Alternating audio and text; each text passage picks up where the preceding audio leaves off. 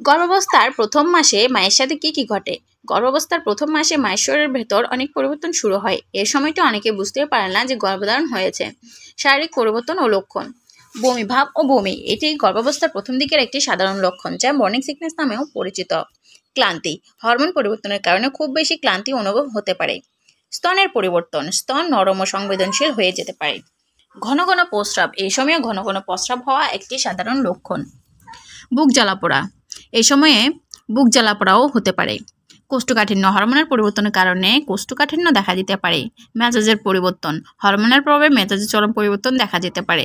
খাবারের প্রতি আকর্ষণ: নির্দিষ্ট কিছু খাবারের প্রতি আকর্ষণ বা বিতৃষ্ণা তৈরি হতে পারে। ইমপ্লান্টেশন, ব্লিডিং: গর্ভধারণের পর জরায়ুতে ডিম্বাণু প্রতিস্থাপনের সময় হালকা রক্তক্ষরণ, ইমপ্লান্টেশন, ব্লিডিং হতে পারে। হালকা ব্যথা: কোমর ও তলপেটে হালকা ব্যথা হতে পারে। গুরুত্বপূর্ণ বিষয়: এই সময়ে পর্যাপ্ত বিশ্রাম নেওয়া প্রয়োজন। কোনো খাবারের গন্ধে আপনার সমস্যা হলে সেগুলো পরিহার করুন। যদি অস্বাভাবিক কোনো লক্ষণ দেখা যায়, যেমন স্রাবের রং, পরিমাণ ও গন্ধে পরিবর্তন, তাহলে দ্রুত চিকিৎসকের পরামর্শ নিন।